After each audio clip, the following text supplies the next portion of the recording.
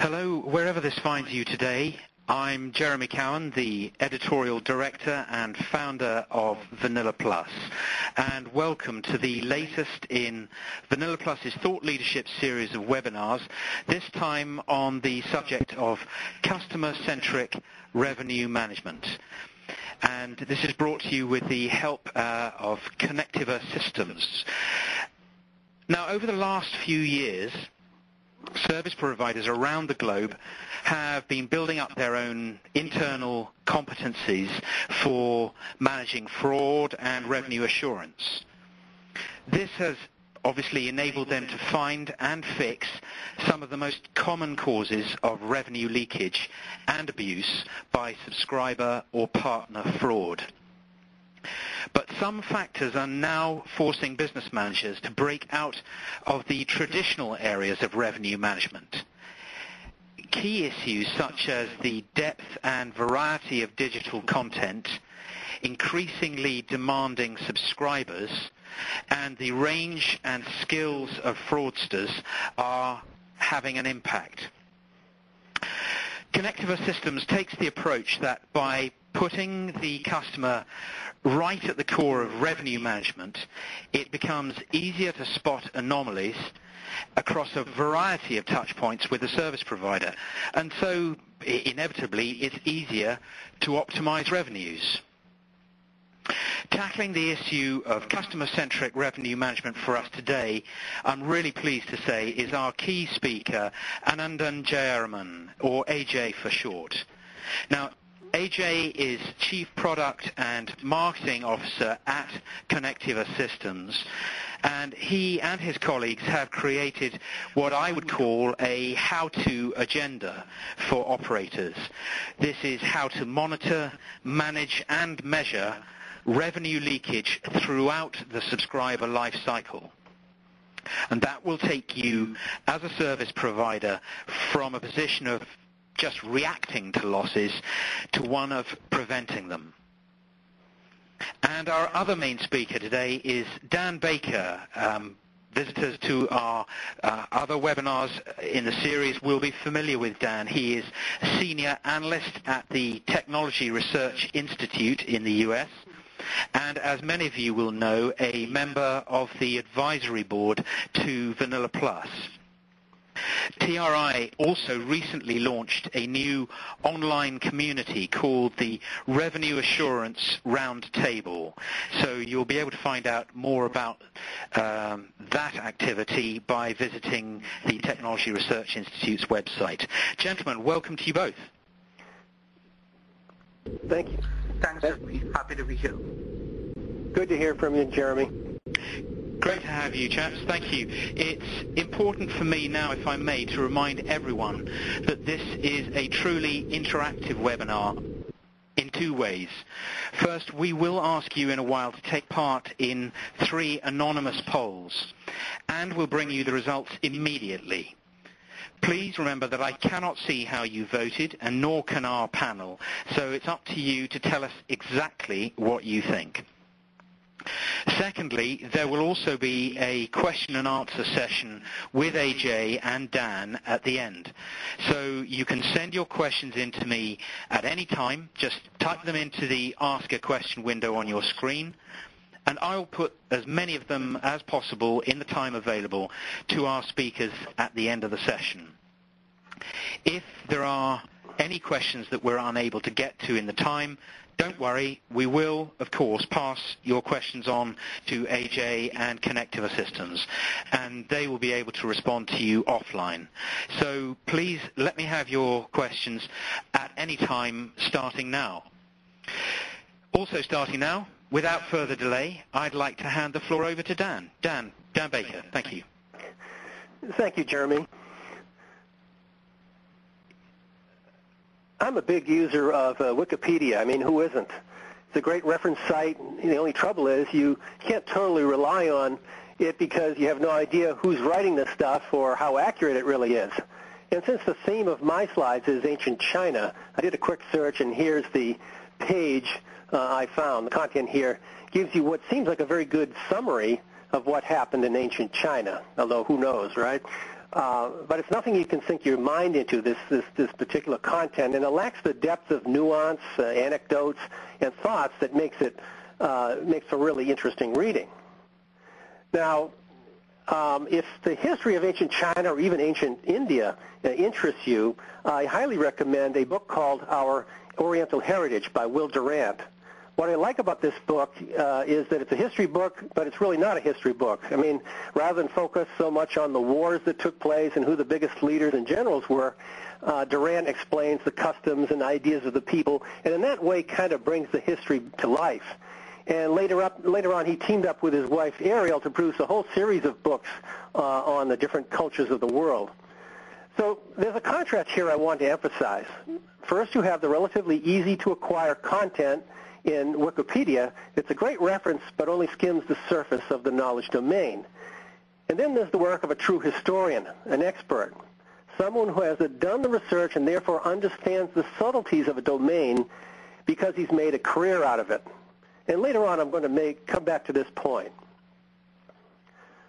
Okay, Confucius, Will Durant spends about 20 pages of his 950-page book talking about Confucius, who is arguably the most influential philosopher of all time. Now, Confucius was unique among philosophers because he was also called upon by the leaders of the government in his time to serve in government. And when he was summoned, they told him, Confucius, the Prince of Wei has been waiting for you so you may administer the government. What will you consider to be the first thing to be done?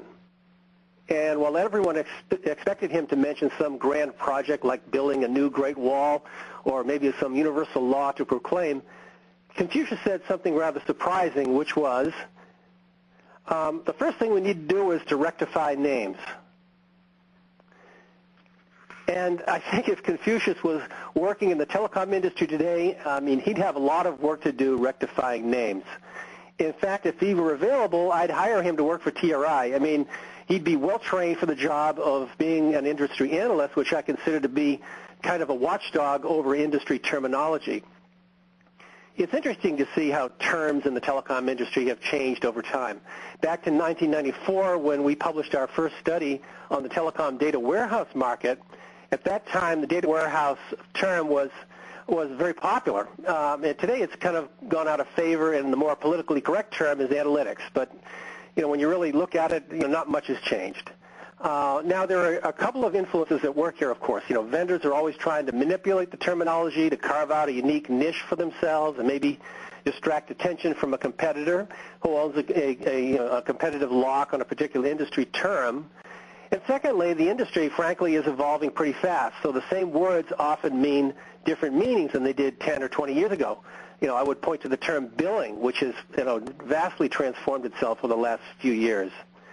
So in tribute to Confucius, in my next slide, I'm going to try to rectify this confusing term called revenue management, which is the subject of this talk.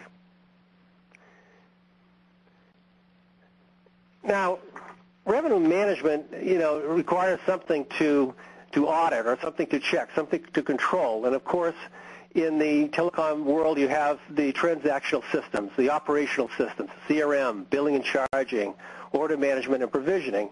And so that's the backdrop out of all revenue management. Then one area that's not usually considered part of revenue management is the network and service assurance layer, although that may be changing. And AJ, I think, is going to talk about a particular aspect of service assurance that can be actually considered revenue management. But the broader things that surround operational systems are what we're going to talk about, and these are the main elements of revenue management. First of all, of course, is revenue assurance. It's everything from switch to bill and order management assurance to large enterprise billing quality and many other things. Another aspect I would call next generation RA, RA associated with next generation services.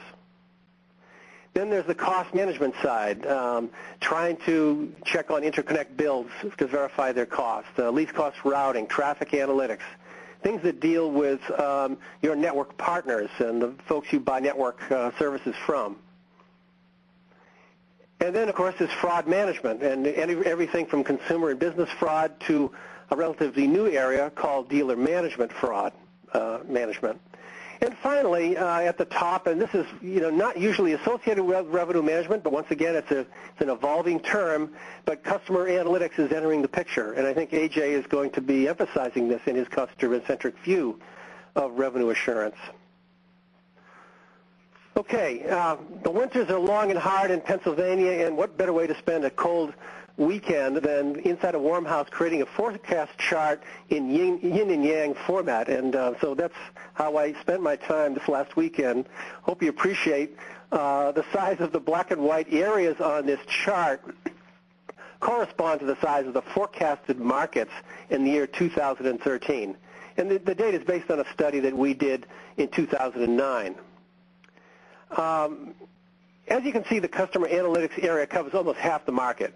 And the biggest software player here is SAS Institute, who serves the large carrier market mostly. We think the most growth will occur in the customer and service analytics area, and this is partly driven by the great need to analyze mobile broadband data and other things related to wireless services. As a telecom carrier, I think the key thing for you to understand here is, am I investing in the right systems? Do I have too much yin or not enough yang, and so forth? And I'll admit that this chart may be misleading in that respect. Let me give you an example. One of the biggest fraud management risks today is cybersecurity breaches inside the telecom organization. I mean, it's analogous to the tremendous problem the U.S. government faced with the recent WikiLeaks by the State Department. But the cybersecurity can also extend, of course, into the telecom industry, and the threat is that a theft of inside information can invade the subscriber privacy, or that hackers break into the network and temporarily shut them down. I mean, all of this is a great risk. But if you take a look at the telecom revenue management vendors, I mean, none of them is talking about cybersecurity at this point. So it's kind of a big black hole, and even in the analysts such as TRI, we didn't cover it in our last revenue management picture. So you have to take a very broad view of this revenue assurance marketplace, and an enlightened fraud management team is going to certainly look at something like cybersecurity.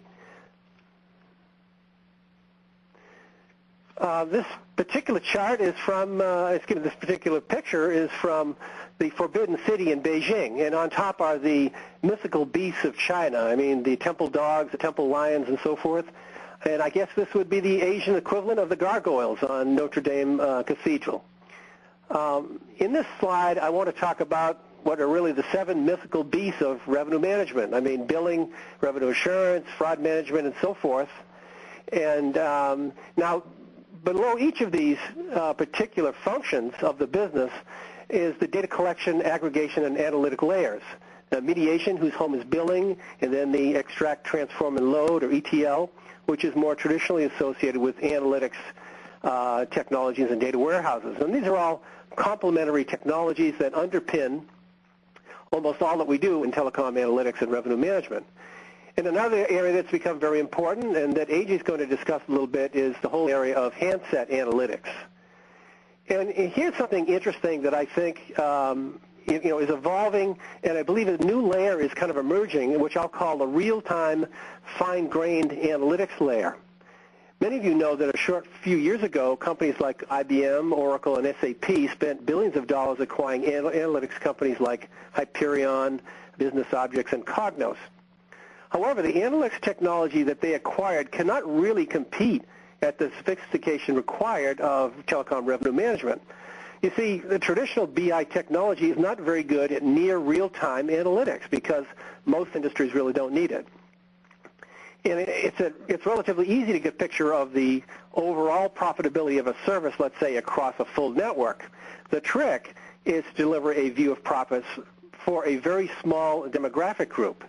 And that sort of information is extremely valuable to marketing because it potentially tell you, for instance, which of the thousands of mobile broadband services you offer are truly profitable and which ones are duds. So this is an interesting case where telecom revenue assurance players, many of them are one step ahead of the big IT vendors. I mean, isn't this incredible waterfall here? It's the Ban Geoc waterfall located on the border of China and Vietnam, and judging by the water that's coming over it, I would definitely guess that this is the monsoon season. So we have an interesting quote here from the Chinese philosopher Lao Tzu. Nothing under heaven is as yielding as water, yet against something hard and resistant, water prevails. Now, to me, the prevailing power of water that Lao Tzu talks about signifies the flexibility of human intelligence, the soft stuff that needs to be merged with the hard stuff, namely the computer hardware and the software systems. It's incredible what the latest revenue assurance and analytics software can do. I mean, it automates the collection of the data from far-flung databases, the CDRs, IPDRs, SS7 records, the contract terms, orders, and other data. And once it collects it, it normalizes it, aggregates it, presents it in useful ways. And you know, to accomplish that automation requires some pretty sophisticated software, and usually a very highly scalable computer goes along with it. But recognize that after the system has fully done its thing, it's not a complete solution yet, because you need to integrate the relatively rigid software and computers into a soft or flexible human process that's teamed by highly experienced analysts, who pore over the data and turn it into useful information you can act on. And it often happens that the people developing the software have little knowledge of how the data is actually going to be used. I mean, 14 years ago, shortly after I began researching the telecom billing market, I spoke with a billing director at Bell South, and Amdocs was their billing provider, and he said to me, you know, Amdocs is a really great software developer, but they still don't understand my business. And this statement was a bit of a shock to me, because I knew that Amdocs was and still is the biggest and most successful billing software vendor. So I learned something here. You know, great software doesn't always translate to a great overall solution. And perhaps this is a key question we face today in revenue management. How do you strike the right balance between better software, which you need to lower your costs, and knowledgeable human experts who mold that software to fit the highly specific and ever-changing needs of individual telecom operators? And in an ideal world, these automated solutions are implemented so well that they become embedded into the rock of an organization's everyday operations. Okay, well, I think it's time for us to move on to AJ's presentation, and so here are some final thoughts from me. I think the goal here is to become the revenue management sage in your telecom organization. And before you select a revenue management solution, I think you need to ask yourself just a few basic questions. First of all, have you achieved the right balance between human experts and automation? Who's supplying that critical human expertise? Internal, systems integrator, software vendor, or all of the above? Second, if you work for a small to medium-sized telco, you definitely need to consider a revenue management platform that serves many needs at once: fraud, RA, customer analytics, and so forth. However, if you're a large vendor, perhaps no one solution is going to suit your needs. So the pivot point of excellence, I think, here is being able to integrate with your legacy data sources and other analytics platforms. And finally, if you hope to move to a more real-time revenue management system with margin assurance, then the robustness of your mediation and ETL layers is very important and something you need to look at very closely. So, AJ, that concludes my thoughts, and I turn the podium over to you. Actually, I'm going to leap in there, if I may, first, Dan. We could go now to the first of our poll questions. AJ will come up in a second, but we've got a poll here for our audience, which is as follows. You'll see it on your screen now. Please feel free to answer as soon as you can. What revenue management initiative would you rate as most critical for your organization in 2011? That is, what revenue management initiative would you rate as being most critical for your organization in 2011? Is it revenue assurance, network cost assurance, fraud management, customer experience management, handset and customer analytics for marketing, upsell and cross-sell to existing customers, or none of the above? Well, we've got the answers starting to come in. They'll continue to come in. Let's go and have a look at them. 27%, it's fluctuating, but around that mark, are saying revenue assurance is the highest priority, or is one of the highest priorities, but the highest is customer experience management at 37%. Revenue assurance has dropped to 21%. And upsell and cross-sell to existing customers is around the mid-20s. AJ, is that a surprise to you, or is that in line with your expectations? Yeah, I would say that's maybe in line with expectations. That's good. Well, we're clearly, we've got a representative audience. That's great. AJ, now's the opportunity for me to hand over to you. Thank you for the audience taking part in that poll. AJ, the floor is yours. Thank you. So good morning, afternoon, and evening once again to all of you, depending on your location. Over the next 30 minutes, I intend to focus on demystifying the notion of customer-centric revenue management, a much abused term, as both Jeremy and Dan pointed out. And I also want to talk about some real-world examples of how it can be applied. So the agenda for the next 30 minutes is we'll start by discussing the geometric proliferation of customer data and its implications. Next, we will discuss the pitfalls of the traditional ways of doing revenue assurance, and I will also outline the key trends that are driving the transformation of that. We will introduce a conceptual and technology framework for customer-centric revenue management, and we'll finally end the presentation and ground it with a discussion on specific case studies in which operators have implemented innovative techniques in implementing these principles.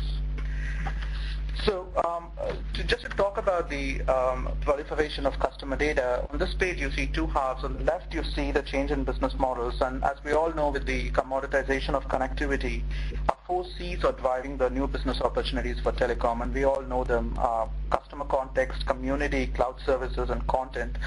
But what these new business models have done is it has made it extremely critical for telcos to be able to leverage customer data as a strategic asset. Now, the next generation telecom is facing a massive explosion of data. As we all know, in our own lives, we have embraced mobility. We walk with iPads and iPhones and all kinds of gadgets, and we are breaking into digital lifestyles that are generating petabytes of information on a daily basis. So one of our customers in Asia, one of the leading operators, is telling us that on a yearly basis the customer data is tripling. So what this massive explosion does is that the way analytics is being done is being transformed completely. Now, it's no longer good enough, and almost all telcos would tell us that for analytics to be reporting oriented, offline, and executed in batch, it needs to be able to work in real time. It needs to be able to take insight and convert it into action in microseconds, and it also needs to be directly involved in delivering business outcomes. If it's not directly associated with business outcomes, it's not good enough. It is just a batch reporting tool. So in simple words, what's happening in this business is putting telecom analytics and applications sitting on top on the cusp of a massive change. So let's talk about what exactly is this change. So as an example, I want to deep dive into revenue assurance. You know, most operators have implemented revenue assurance in what we call as a drip-tray model, in which they have defined a variety of controls to find known problems within a business landscape. However, as we all know, it is almost impossible to have a drip tray for all potential scenarios, as in a multidimensional environment, this would lead to an exponential number of controls. Now, traditional revenue assurance techniques, as we all know, also assume that you know what might go wrong. But the experience that we have suggests that the leakage from what we call as unknown unknowns is a lot higher, and there's a diminishing value to standard APIs once the holes have been plugged. Typically, new controls do not get introduced until a new type of leakage is detected post facto, mostly by accident, and thus the entire model is extremely static. So the key questions in front of the community is how to plug the holes before they start leaking, understanding the broader implications of the leak in terms of how is it impacting experience of customers, how do you find new leaks of the type that you actually do not know about, and how can you understand if potential fraudsters are making the leak a lot worse by taking advantage of it. The next logical question that comes up is how many operators today understand the customer journey end to end and can frame revenue assurance and fraud management concepts in the context of a customer's life cycle. Now, as we all know, a customer's journey with the telecom is sandwiched between the two bookends of activation and termination. And in this window of time, he's constantly consuming services and also interacting on and off with the telecom, be it on web, mobile, call center, and retail. Each of these moments of interaction and consumption turn out to be revenue opportunities. They have a big impact on customer satisfaction, longevity, and customer lifetime value. Now, it is imperative that service providers look at revenue management from the standpoint of each customer versus being limited to identifying systemic discrepancies. Now, this may sound simple, and you may actually ask, why do we not do it today? But this is a very difficult proposition in most telcos today.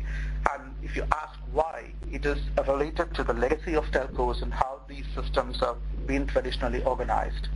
So let's spend a moment looking at the telecom analytic application landscape today. Now, it would be an understatement to say that it is incredibly fragmented. And now most telcos today have streams of ETL servers which process and extract data from a variety of data sources. They have silos of data stores which manage this data. They have a wide slew of analytic engines that dissect and analyze this data. And they also have a lot of action and campaign management engines to respond to these insights. So in a large telco tier 1, you could have as many as 10 to 15 data stores that actually manage customer data for analytics.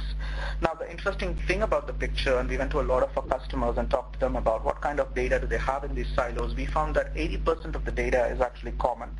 These data stores have amazingly similar schemas.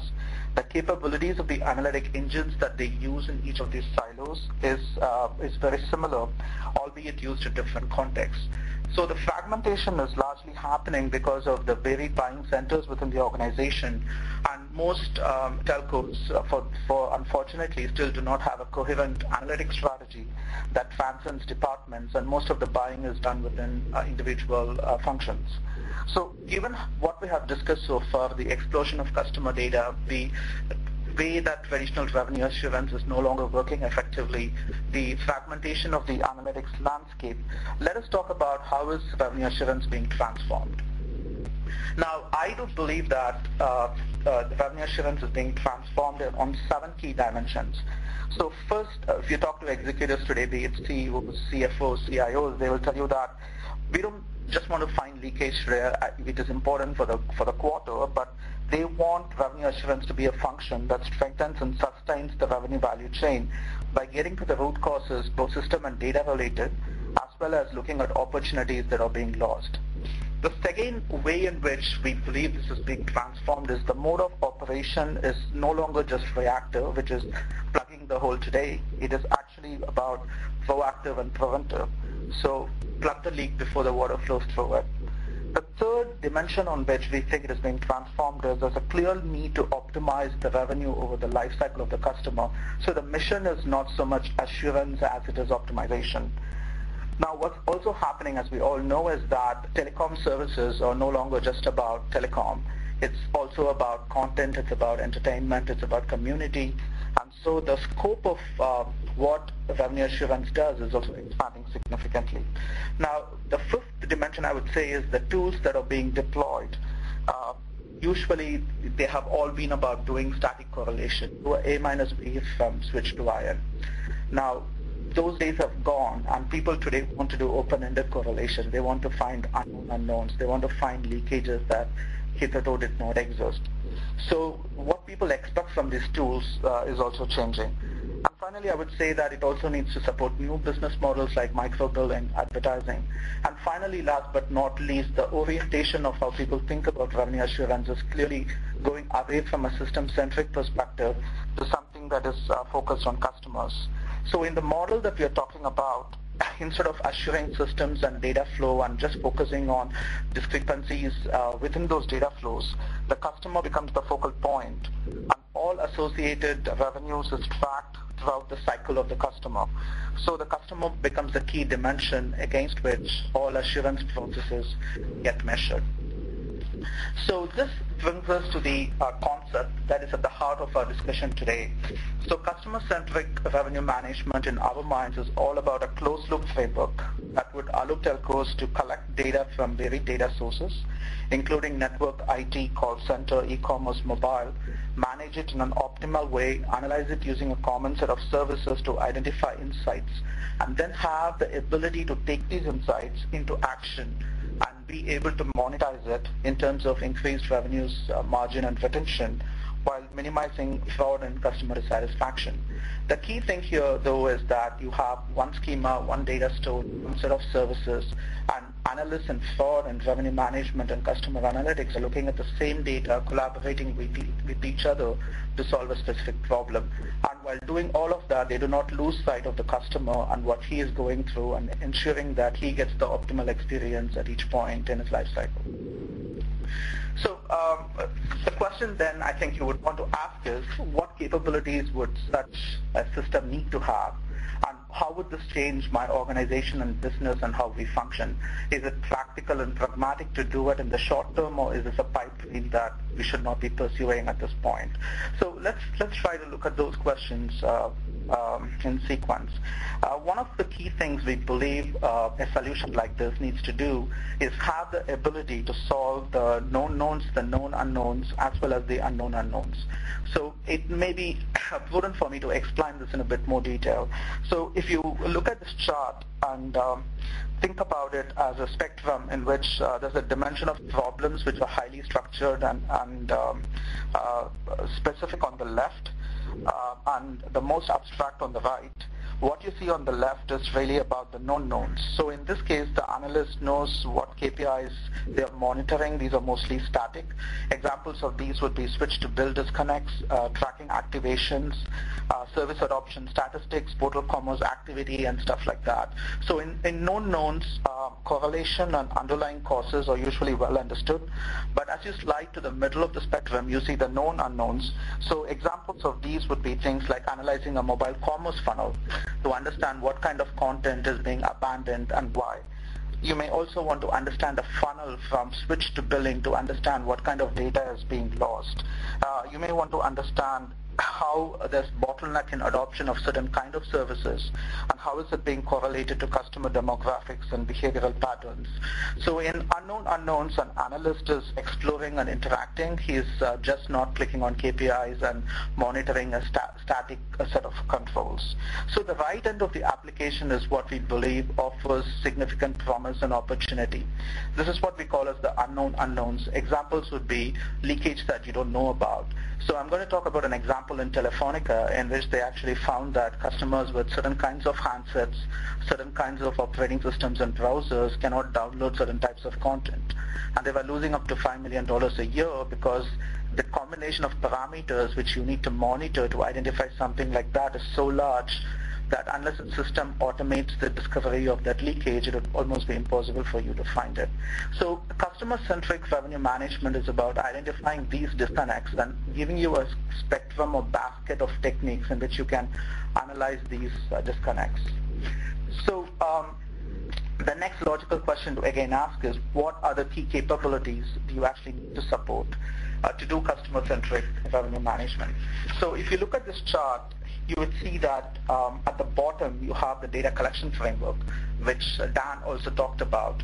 The data collection framework has multiple components. Traditionally, people think of just ETL. But today, in order to be able to deal with over-the-top solutions, to be able to do with application stores, you need deep packet inspection capabilities. I was meeting with the deputy CEO of one of the largest operators in France about a couple of weeks back. And he looked at me and said, if there's one thing you can do to help me, tell me what people are doing on the iPhone. Because most operators don't know. You're downloading apps of the App Store and consuming them happily, but other than the $30 you pay AT&T, they actually do not have any insights into what you do. So knowing what customers do on their devices is incredibly critical in order to optimize the revenue you make from them in the long term. The same thing with real-time event management, the ability to understand the streams that come into you and analyze the streams in real time and make intelligent decisions about, is this an anomaly, is this an outlier, is this a fraud? And as you go to the next level, you commit the data that you know about customers, you commit the data you know about products and configurations to a unified data model. You then have a whole set of analytics services that work on top of the unified data model. So these would include matching services that may be used in revenue assurance, fingerprinting services that may be deployed in fraud. It could include social network analysis type of services. It could include profiling services. So the idea of these services is to stitch together an end-to-end view of a customer so that if you want to know about any customer in your ecosystem, you actually know it inside out. So you would know how many times did he call the call center, you would know the leakage that you've had in terms of events that were not built, you would know what did he consume over the top, you would know what did he consume on the portal, you would know how many times he went to the retail, and you understand his value to you as a business. And once you have that, you have a whole set of business processes that work with that data in terms of publishing cases and alarms, helping you understand or monetize his behavior by pushing out campaigns, sending him relevant messages, and a whole bunch of applications can work on top of this infrastructure. So the key here again is a single schema, a single set of services, a single intelligent layer that sits on top of it in order to help multiple analysts make sense out of the data. So having given that context, let me maybe spend the next 10 minutes talking about specific case studies we have, and we would look at some of the principles that we articulated in the first part of the deck. The first one I'm going to talk about is Telefonica. Telefonica in Spain had an interesting issue in which they actually found that a lot of customers were going to portals, but they were not downloading content. There was a high level of abandonment from the portal. Now, one of the things they actually found was this had to do with 3-4 major issues that was impossible for them to initially recognize, but they, once they implemented a system, they got a much better handle on it. First of which was the handsets were misconfigured, which made it impossible for the content to be consumed.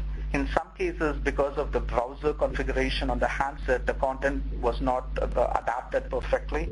They also had issues in which there were network migration issues, and you also had mobile payment errors because of handset parameter settings. Now, once they knew the issues that existed on the handset or network parameter setting, they could actually do over-the-air updates and fix those. And the act of doing that saved them millions of dollars on a yearly basis. The second thing that they also did was used a smart discovery to find out some of the unknown unknowns that existed with customers. So they found that there was a high percentage of errors, as an example, when people were trying to download content belonging to external providers because the content was not structured in a format that made it possible for downloads to happen from certain handsets. So this again saved them millions of dollars, and almost on a yearly basis, because you have new types of content, new types of handsets, new types of operating systems, and you guys know how many versions of Android you've had in the last 12 months. It becomes extremely critical for the system to auto-discover these anomalies and alert these to people so that the content as well as the handsets can be fixed. Now, the second example I want to give is one of social network analysis. Now, this is a non-traditional form of revenue management in many ways, but we found that here was a customer who said, my MMS adoption is not high enough. What can we do? Now, one thing to do is to look for how people are consuming MMS. The other thing to do is to look for people who actually drive the adoption of MMS. In this particular case, when they actually analyzed the XDRs, they found that 10% of users, actually a handful of influencers, actually drove the adoption of MMS because they happen to be the influencers in the network, the hubs of activity. So they decided to quite smartly launch some campaigns specifically focused on the small community of influencers that would actually amplify the network effect. And the impact of that was the MMS revenue actually went up about 40% in a very short span of time because of the social network analysis that they did. Now, the same customer also did some MMS analytics that actually allowed them to eliminate bottlenecks of adoption so that some of the handsets that were incorrectly configured, some of the profiles that were inaccurately set, and some of the customers whose subscription on the billing system was not accurate could actually be rectified. Now, the other example that I want to talk about is actually quite an interesting one, is the notion of tracking VoIP usage in order to stem revenue erosion. So this again is actually an operator based out of France who decided to monitor the kind of users who actually go to Magic Chat and Skype and Google Voice. So once they understood the kind of users who were starting to use these VoIP services, they also try to understand in what context would they use it. Are they using it on handsets? Are they using it on broadband? And how much do they use it? And then they would go after these users with specific campaigns for premium quality of service. In some cases, they would do it in order to give them all-you-can-eat long-distance campaign. But really a very innovative way of understanding what subscribers are doing with over-the-top services and then trying to match it or complement it with your own service. So I just want to spend a couple of minutes and then I think we want to get into Q&A. I want to talk about some examples that we have from leading telcos which are quite interesting. So some of these stories we want to talk about because it again talks to the value that you can have by combining revenue assurance, fraud, and customer analytics together. Now here was a case in which this was a company in the Middle East which actually found that one of the customers had abnormally high usage. So when they actually looked into the high usage, they found that there was a significant deviation from past averages and call distribution patterns. But they also found that the same customer had called the call center 10 days back and he had switched his credit card, which possibly indicated that he changed his job. Maybe he now works for a different company, which may involve a lot of international travel. So this was a false positive in terms of fraud, but they found that the customer had a real need. And they actually called him back and gave him an international plan and signed him up for a one-year contract. So by correlating two different pieces of data, one lying in the call center and one coming from your fraud alert system, they were actually able to connect the dots and make it work. The other interesting example is about mobile video downloads. This is a case in which the operator found that there was a large amount of premium content downloads in a short span of time. They actually found that the tariff related to the premium content was inaccurately configured on the rating system, so people could actually download the premium content at no cost. And what they actually also were trying to do was they would they were able to virally send the presentation around so that people could start downloading the content for free. So this raised an interesting situation in which customers were actually abusing their vulnerability in the system and taking advantage of it. So this started as a revenue assurance issue and started getting morphed into customer abuse. So the third kind of story that I want to talk about is one in which there was incorrect activation. So this example is one in which some requested services were not provisioned. So the customer was unhappy, but when the customer calls the call center, they are looking at the billing system and saying you have these services, but they have no access into provisioning. So inability to connect the dots meant that the customer was unhappy and he left, but you still were not able to do anything about it. Now the opposite of this situation is one in which customers get activated without billing accounts. In this case, they found that you actually had an internal fraud in which some people were taking advantage of the vulnerability. So this was revenue assurance, which was actually leading to fraud. So the last batch of stories I want to talk about is again one about recharge analysis, in which people found that there was a high level of dormancy and zero balance in certain pockets of customers. But this was happening because of dealer fraud and one-time activations. So the company went and did the analysis and found that not only was there an issue with dealers abusing the system, but there was a genuine need because some of the low-end customers wanted different kinds of tariffs, because of which they were colluding with the dealers and using almost scratch cards.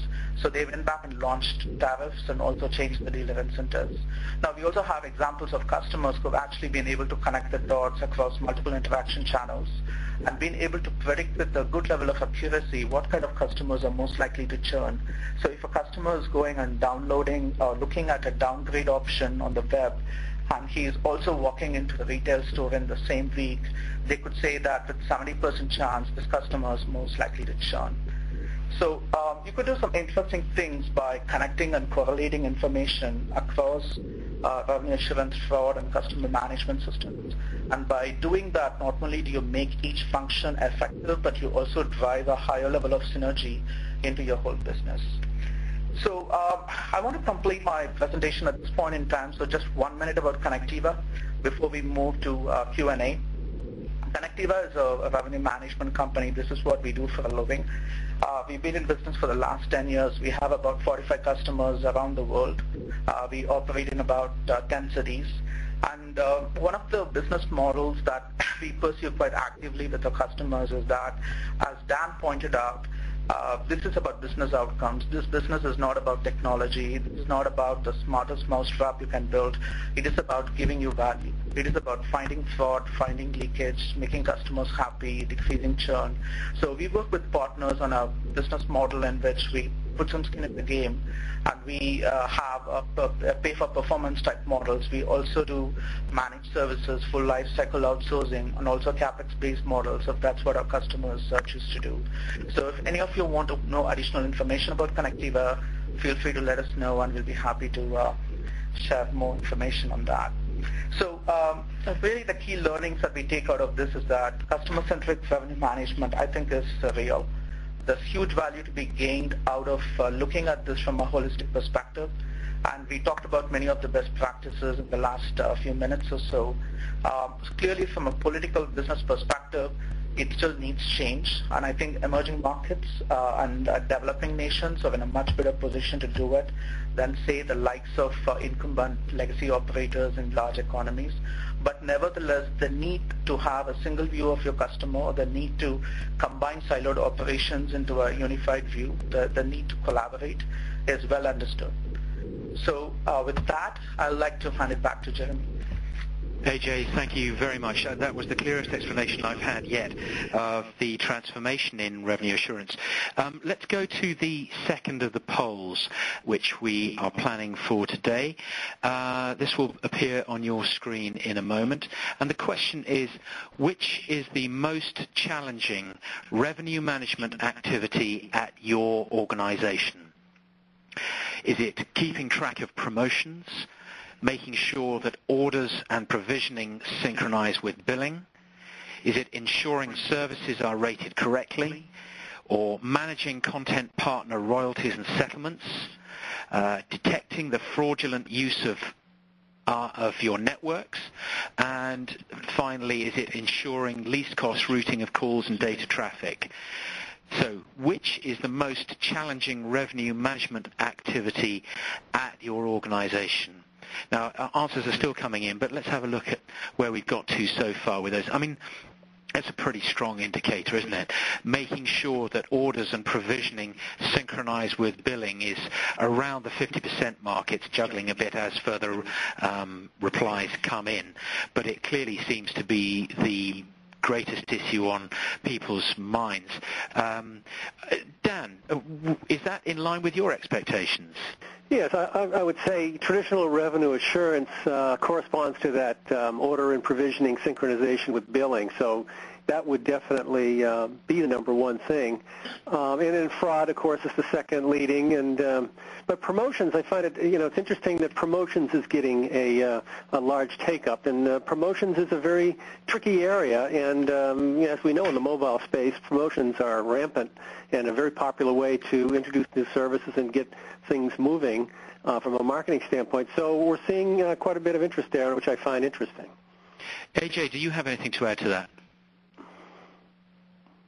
No, I would agree with that. I think people may have wanted more options, possibly. Well, I think we've given plenty to chew on, and certainly we've got a pretty clear indicator that something is causing concern in orders and provisioning. Now, let's move from the second poll to the question and answer session. I'm delighted to say we've had a strong supply of questions from all around the globe. Thank you for that, but please keep them coming. There's plenty of time for more. I'd like to start with this one for you, AJ. Questioner asks, you talked about revenue optimization, where revenue assurance, fraud, and customer experience management all merge into a single integrated approach for maximizing revenue in the short and the long term. Is it just another buzzword? I think they mean, is there a real trend here that operators need to embrace? Yeah. No, it's a great question. I think if you had asked this to me maybe 2 years back, I would have said it's maybe a buzzword and it's a long-term trend, but still it's somewhat ahead of its time. But I think a lot has changed in the last 2 years. I mean, it's amazing to think that there was no Apple App Store before mid-2008. So I think in the last couple of years, data services, next-gen services, smartphones, app stores, and this whole industry has changed upside down. So it's no longer possible in my mind to have silos of operations looking at the same data processed in parallel ways. If you want to give your customers a good experience, if you want to minimize fraud and also fix systems and process issues, they all need a deep level of collaboration among people with the right competence and know-how about customers, and of course understand the revenue stream that shadows these activities. So even if you take cases that need to be solved by fraud teams today, they can be solved only if you have a holistic understanding of the customer to know if the case is real or if it's a false positive. So I think the ability to correlate is at the heart of insight. And I think with what has been happening in this industry in the last couple of years, it's become more important than ever before. So I think a lot of large operators, both large and small, are thinking of a common platform to solve all these needs, because this is really the process of analyzing data is so similar. And I think it's undoubtedly easier if you're smaller and if you have no legacy, but even for large companies, breaking silos and getting people to work on a common set of data and dealing with one objective is really important. So I would say it's not a fad, it's a real trend. And yes, emerging markets are on top of that and leading the way, but I think eventually people will latch onto this. Yeah, there's another question. I mean, that's a really full answer, AJ. Thank you for that. There's another question that takes on from that. I'd like to ask you. Someone says everybody knows the carrier needs a billing department, but it's less clear what the limits of revenue management or assurance should be. That's a very fair comment. How much power in a telecom organization can it have, and should it have? I'm going to come to you in a moment, AJ, but I'd like to ask Dan that one first, if I may. Yeah, Jeremy. Of course, telecoms, the traditional role for revenue assurance, is a watchdog for the integrity of billing, and that takes you into provisioning and all sorts of other stuff. I mean, I think our revenue management organization can expand as much as it wants, but I think it's got to really focus on the first things first. I mean, get your maturity down to the basic stuff. I mean, are the orders going, are the orders and the billing, synchronized correctly? Are you finding the leaks? I mean, I think at that point, you can expand into other areas and, grasp more power. But I think in the long term, we're definitely headed in that direction because, ultimately, the finance department should have the intelligence to say a service is profitable or it's not profitable. And today, that job rests in marketing, who designs the service and tells everybody whether they met their targets. It's kind of like the chicken guarding the chicken coop, if you will. Interesting analogy. AJ, what would you like to add to that? Yeah, I would agree with Dan, Jeremy. The only thing I would say is that, let's also acknowledge that revenue assurance is one of the few teams in a telco with an end-to-end all-encompassing view. So I would say in many of the emerging market operations, we have found that these departments have taken on a much larger mandate and have executed them successfully. So I think it depends a lot on the legacy of the organization and the outlook of the management. I would say that if you have a strong revenue assurance team who understands system processes and culture, it will be a good idea to leverage analytical and process skills in adjacent domains, specifically in things like margin management and fraud, which have a lot of synergies. Fair comment. I would like to put a question to you that is from a leading North American operator.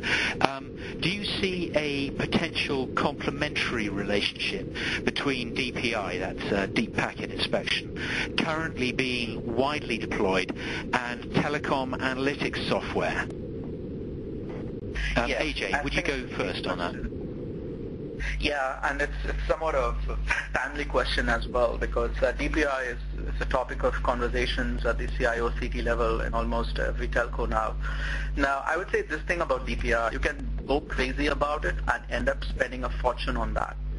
So it's really important to be judicious about how you spend money on DPI and how granular a level of detail you actually need. Because honestly, you don't need to know the nth level of detail on the web page that the customer is accessing. So just today, I had a meeting with a CMO of an operator in the Middle East. Basically said, I need to understand what my customers are doing, but let me understand it in such a way that I can make decisions on it. You must be able to make decisions on, am I going to be marketing to this customer? Am I going to be sending him a campaign? Is he going to be churning? And that is the level of detail that you need. So there's a balance that you obviously want to have between the extent to which you go deep into DPI and abstracting it to a form that it can be used for intelligent decisions by marketing fraud teams as well as customer management teams. So I think it's very complementary. In fact, if you look at the chart I had shown, I put DPI as a component in the data collection framework. So increasingly you would find that telecom analytics has to leverage DPI, especially in a world today in which increasingly people are going off deck. Excellent. We've got a ton of other questions, and I will come to as many of those as I can. But first, we've got one last poll which I'd like to put to you. So let's go to that now. And the poll question is as follows. It'll appear on your screen in a second. How do you define customer-centric revenue management? We'll all know, everybody knows within this industry that there's a heated debate goes on about what the definition actually is. So here's your chance to have your say. How do you define customer-centric revenue management? Is it just a new word for revenue assurance? Is it truly a holistic strategy for optimizing revenue assurance and fraud? Is it a holistic strategy for optimizing revenue across assurance, fraud, customer management, and marketing initiatives? Or is it none of the above? So how do you personally define customer-centric revenue management? Let's have a look at the answers. More are coming in, I think, even now, but a really strong indicator here that people view the definition these days as being a holistic strategy for optimizing revenue right across revenue assurance, fraud, customer management, and marketing initiatives. I mean, 73% and climbing are indicating that, with smaller percentages for the other answers. AJ, what's your take on that? Wow, that's I would have loved to have seen that, so I'm pretty happy about it. It is in alignment with what we talked about. I think increasingly a lot of telcos are starting to realize that they need to combine the way they look at these siloed departments. So even it could be a wish in many places, but clearly they're taking steps to bring that to fruition. Yeah, clearly there's a trend here, and you're right at the heart of it. Dan, is there anything you'd add to that? Yeah, I think basically we've got a lot of work to do, because even though that's the definition, the industry really doesn't have the solutions yet. So it's a very early game, and this is a nice thing to shoot for. Yeah, indeed. Let's get back to the questions, because there are some other good ones, and we've just got time for a few more. Now, I would like to ask AJ this one. There's a couple of questions in this one from one person. Two questions on the cloud. Is it viable for service providers to consider cloud-based offerings for revenue assurance, fraud, and customer analytics? And what are the pros and cons of a cloud provider? And the additional question, and we'll allow them this, is do cloud services need revenue assurance and fraud? AJ, would you help us out there? Yeah, sure. Again, very interesting question. So I personally believe the cloud is here to stay, and I can only see business applications being moved into the cloud over time, almost everything that people do today. Now, the only caveat I would say is when it comes to data-intensive applications, doing analytics, and let's say you look at a tier 1 operator, I mean, you would be looking at billions of events being processed on a daily basis and tens of terabytes of data. So if you were to do it on the cloud, you will have to move that amount of data over the pipe on a daily basis. And the cost and security issues related to this may not justify such a model, especially with large companies. Now, however, I do believe that telecom analytics would, on the cloud, would be really attractive to tier 3, tier 4 players. If you look at places like Africa, if you look at Eastern Europe and even Latin America, those would be cases, or even MVNOs in developed markets, those would be cases in which revenue assurance, fraud, and even customer analytics on the cloud would be a fantastic option. Now, I also want to add that distinct from the cloud, but still a somewhat related business model, is the option of on-premise hosting, in which vendors have the entire infrastructure offered as a service, but it is within the firewall. So it is not actually going over a WAN and going, the data is being dumped into a data center, but it's really happening in your premises. This is getting really popular. So it is not quite the cloud, but it is on-premise hosting offered as a service in a business model in which people have to pay OPEX versus a CAPEX investment. So that's what I see on the cloud question for telecom analytics. Now, the second question is actually quite an interesting one. I think the question here is, cloud services is becoming a big revenue opportunity for telcos. Do they need to be assured? Now, the answer to that is an unambiguous yes, because cloud services, to me, are getting complex day by day. People are changing tariffs based on bandwidth consumed and a whole host of other parameters.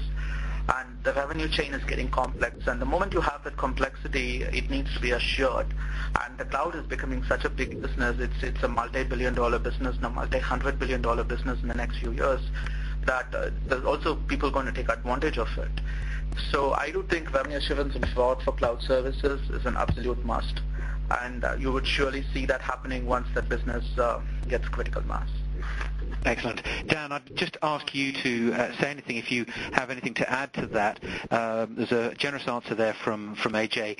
Can I ask both of you if you could keep your answers to 30 seconds just so that I can get it through as many questions as possible? We've got a really good selection here. Dan, was there anything you wanted to add to that? Oh, just briefly, I think the whole cloud issue misses the point. I agree with AJ that it doesn't matter where the data server is. The main point, I think, is it web-based? Is it integratable? Can everybody have it on their desktop? I think that's the key thing. Great, thank you. Interesting question from Canada here. How does one address the privacy issues with data harvesting? I've heard this asked before, and I'm sure you'll have an answer on this one, AJ. Yeah. Now, this is a really important question, because the moment we talk about the packet inspection and trying to track, over-the-top service consumption, a lot of people become nervous, and, this is being discussed at the World Economic Forum level as well. I would say the following, that one of the things we discuss with operators is if you're tracking over-the-top services and personal web browsing, it has to be done on an opt-in basis, especially if you have clear state privacy laws. So opt-in based on subscriber preferences is an unexplored area within telecom, which I think has significant potential. Now, think of a customer going to the web or going to the mobile and saying, these are the types of offers he would be interested in. This would be the ecosystem of merchants that he would potentially be able to connect. And what if you can send the right offer to him based on what needs he has outlined? I do think it's an area which has significant promise and potential, but all telcos need to be sure that whether they use DPI, they use any other tools that may be invasive, they have to get opt-in from customers, especially if it's what is mandated by the state. And I mean, you would get into serious trouble. I mean, we have examples of a couple of providers who were shut down in Europe because they violated that. So no question that it has to be done based on opt-in, and it has to be done based on guidelines provided by the state. Thanks, AJ. There's a few more questions and only a little bit of time, so I'm going to take two more questions and alternate between you, if I may. Dan, here's a good question. AJ was just talking about Europe. This is from somebody in Germany. Is having a specialized revenue assurance or fraud management tool the only way to address the issues that you've identified? What about using standard BI systems or data warehouses to mine for consumer trends? The nature of the question is such. Maybe I should start with you, AJ, and Dan, if you'd like to add something. Okay. Yeah, well, a specialized revenue assurance and a fraud management tool is fine as long as you understand that it can be extended beyond the scope in which you buy it for. Because one issue that I see, Jeremy, is people go and buy a tool which is very specialized. It would be fraud management for specific kinds of services. And we know in this day and age, if you're that specialized, that service shelf life is over, and you end up with a hard-coded application which can be used for something else. So I would say specialization may have value, but the key thing to look for is a generic platform and a set of capabilities that can evolve and grow with you as your business models and services change. Yeah, and I would only add, Jeremy, that under the covers, the analytics engines are all the same. So it's a matter of, do you know the telecom domain? Do you have the domain expertise to really know what you're looking at? And that is the biggest problem the generic tools have, is they don't come with an understanding of what revenue assurance and customer management for telcos is all about. That's excellent, Dan. Thank you. And thank you both for your brevity. I'm going to have to make this the last question. I'm going to get serious winding up signals otherwise. So here's one that I wanted to ask myself, but somebody's put it very well. Given that the growth in telecom today is in wireless stroke LTE stroke mobile data, do available revenue management solutions actually serve both wireless and wireline, and perhaps more importantly, voice and data revenue management needs?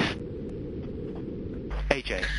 Yeah, I think it's a great question again. So I think the answer is it really depends on which one you're talking about. I don't think all of them serve the entire gamut of needs. But I would say with data services and next gen, you have a much higher volatility and velocity. There is content settlement complexity. You have agreements which could be very tricky to model. So it goes back to making sure that any revenue assurance fraud management system you pick has to be agnostic to service network type of data source, and it has to have deep capabilities that can evolve with you as you grow along. If you take someone that is specialized for voice or even specialized for data, be rest assured that you would have issues the moment you move on to something else. So looking at the platform and its generic analytical capabilities would serve you in much better stead than going for a deep level of specialization that may not have a long shelf. Dan, anything to add to that? Yeah, I would just say one area we're missing, I agree with what AJ says, that you can have solutions that run across all these markets, but one market that no one really talks about, which is a big hole in the industry, is enterprise revenue management. For the enterprise customer, the large industrial customer, the systems, even enterprise billing systems are weak, the telco supply in that arena. And so it's an area that somebody's got to pioneer, and that's an area I think where there's a lot of work needs to be done. Clearly, that's a good place to end. It's a watch this space. Well, we're right out of time. Can I remind all of our delegates, please, to keep an hour free for our next webinar, which will be announced shortly. Details can always be found on our website at vanillaplus.com. Now, before we go, I'd just like to say a couple of very big thank yous. First, to Anandan Jayaraman, AJ of Connectiva Systems, and also to Dan Baker of the Technology Research Institute. Gentlemen, thank you. You're welcome, Jeremy. It's been a really interesting discussion. Thank you for answering the audience's questions, which I thought were extremely good, and I wish we'd had more time to get through all of them. But they will be passed on to you so that you can answer them offline. In the meantime, to all of those who've logged in around the world today, we're just delighted to have had your presence and very grateful that you gave us the time. We look forward to having you again, and really, for now, that's all. Bye for now.